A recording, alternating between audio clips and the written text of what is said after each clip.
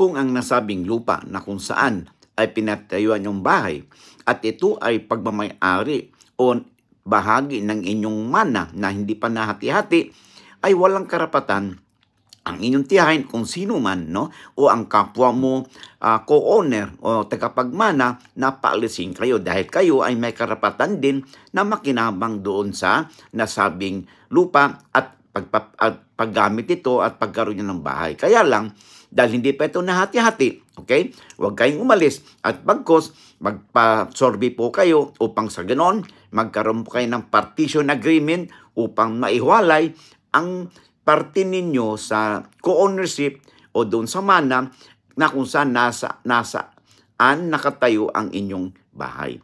Makipag-ugnayan kayo sa geodetic engineer upang magkaroon kayo ng partition ng inyong lupa. Laman na kayo pag may alam sa batas.